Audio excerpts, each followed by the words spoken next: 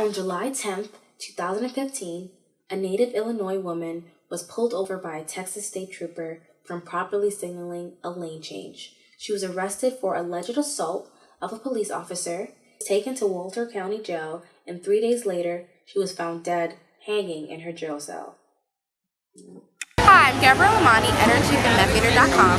Today we're in Washington Square Park, here to ask people about their opinions and thoughts on the Sandra Bland case. Sandra Bland, from what I understand, was an activist. I know that she was pulled over for incorrectly changing lane due to failure to signal. She's a person that was murdered by the police for being black. She was actually on her way to her alma mater to begin a new position that she just got. That she was smoking a cigarette. The police officer asked her to put it out. He asked her in a fashion that sounded like it was a request, from what I read. And she didn't put it out, and then he proceeded to try and remove her forcibly from the vehicle. As he was telling her to get out the car, she said, "Why am I being arrested? What are you accusing me of?" He wouldn't tell her. Then he proceeded, when she was getting aggressive, and wouldn't tell her why he wanted her to get out the car. Then he tried to arrest her. She said, "Why am I getting arrested? You haven't told me." Then as she got out the car, then he starts arresting her, and she's trying to resist, and now she's getting arrested for resisting. Then I also know that she was arrested, taken to jail, that she called a friend, left a voicemail, sounded normal, but said, I'm sort of at a loss for why this is happening. This system is beyond me. I don't understand how a lane change turned into this. I have a $5,000 bond. This is crazy. But hey, call me back. I'm still here. And I know that she was found dead, hanged by a garbage bag. Sandra Bland is a woman who obviously got caught in a situation that any of us can get caught in at any time, so we always have to be vigilant.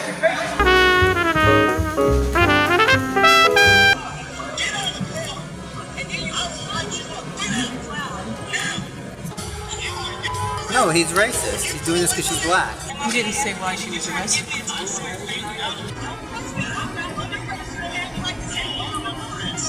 He just stole his car. Oh my God. Yes, that's his gun. Cops can do whatever they want. Even here. Even here, we saw Eric Garner. Even in New York. Even in New York. The cops can do whatever they want. This is where psychology has to be come into play, because this is so ridiculous. This is so unfair, and no just cause. It's just really upsetting. For me it just reinforces why this is an issue right now, why we have the big Black Lives Matter thing, and I think I think people are still sort of in denial about it a little bit. A lot of people I talk to are not in denial about it, but they don't necessarily know what to do about it. And I think this video sort of just shows that there needs to be changes made. This is still a thing in America. It's upsetting. It's all the time. This is all I'm seeing now. Is what cops are doing to people, especially black people. It's all I'm seeing. It's all I'm seeing every day. It's non-stop. I think it's been happening though. I think it's just now being recorded. Anytime there's a loss of life, it's a really sad and tragic thing. But then compounding that are the reasons why she in particular lost her life for a traffic violation. But we know it's not really a traffic violation. This has everything to do with profiling, with the unpoliced powers of the police, right? Where they somehow are the judge and executioner at the same time. And, it points to a lot of really important and serious issues that we're dealing with, and we have been dealing with now for decades, and not centuries in this country. Well, having seen it several times before, you don't get numb to it, but it doesn't make you go crazy like it did the first time you heard it. I've been around a few years, and really things are changing, but nothing has changed.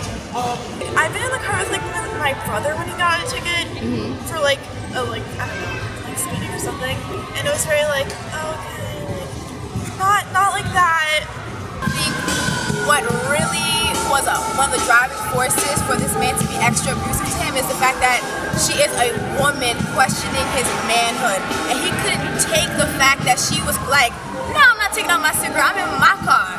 She basically let him know, I'm a grown-ass woman, this is my vehicle, and I'm gonna smoke whatever I want to smoke in my car, the cigarette, whatever I want to do in my car. He didn't like that she was challenging him, and that's when he was like, all right, get out the car, you're getting arrested. But because you're upset. I don't think that it had anything to do with her gender. I think it's just the simple fact that she's black. I think it was race? I think it was just race. I don't think that it was black woman. Because no, I think it was both. I think it was both. A woman and black. A black woman. I think, but it would have happened to a black man too. I think we've had a history of our country saying and our media saying black women are angry, black women can't be controlled, their men don't control them, their men don't want them. This is what it is. I don't think that they care for it. I think they're just racist bastards. Maybe some cops would be a little more tolerant for women, but no, I just think it's just all racial. You know, it's interesting. I've been reading like posts online about how when black people just demand some level of, decent treatment, some dignity that is perceived by the power structure, law enforcement, white people in general, as being like defensive and violent and like aggressive behavior. When really from the video that I watched, the video that's been passed around has been doctored too, as we all understand. She was simply just fighting for her dignity. She had every right to smoke a cigarette in her own car. She had every right to speak to the officer in the way that she did, which wasn't disrespectful, but it was agitated, right? It's not unlawful to be agitated. I still think that there's so much visual proof, but it just doesn't matter. That's right, because still it's also about interpretation, right? And so some people who look at it, and if they have a certain way of thought, maybe they hate people of color or whatever, or men, women, whatever the premise is, they're not going to see it. It could be right there in black and white, but they're not going to see it because they already have a clouded judgment. It's racial because you had that gang of street bikers who were it was like a shootout, but yet they were all sitting there allowed to be on their phones and they were given jackets, they were given certain treatments. But then you have a woman who was driving with her taillight out. You had a kid who was walking down the street with a bag of Skittles. You have someone who was standing on a corner who was accused of selling Lucy's. You just have all these astronomical, crazy scenarios of people just chilling, being innocent, just being murdered. But then even in the case of Fruitville Station, where we have someone who even when we have a case where somebody actually does something. So we're gonna come from this point. In Fruitville Station, he was a criminal. He had a past of being a criminal.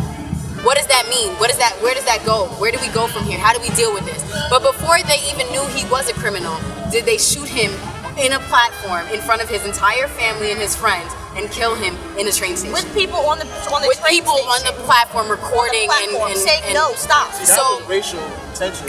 It was so even if they were wrong, what is our system? How are we training? And we're in a country where people are like, okay, well, we can't have all 50 states doing the same thing. All 50 states have their own law. All 50 states have their own police academies and how they train. Everyone's different. So we have an army that trains exactly the same. Are we going to train our men how we train our army? No.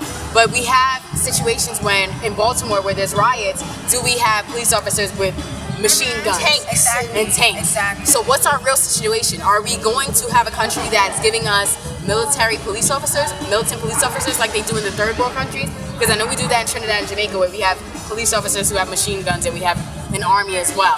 So are we going to do that, or are we going to have police that are trained in all 50 states to protect and serve? The people. Or are we going to have police that can do whatever they want, cover themselves up, and just keep it pushing at the end of the day? Or you kill a black woman, you kill a black man, you kill a black little girl while she's sleeping in her bed, and you get to have pay, you get a paid leave, you get people going on GoFundMe, you get money. You're getting funded for killing us. So how do we get funded for living? With the Black Lives Matter movement, I think it's an important supplemental aspect of bringing national attention to, and even international attention, to how things actually go down in this country. Like the discrimination that is pervasive and happens on a daily basis all over the place.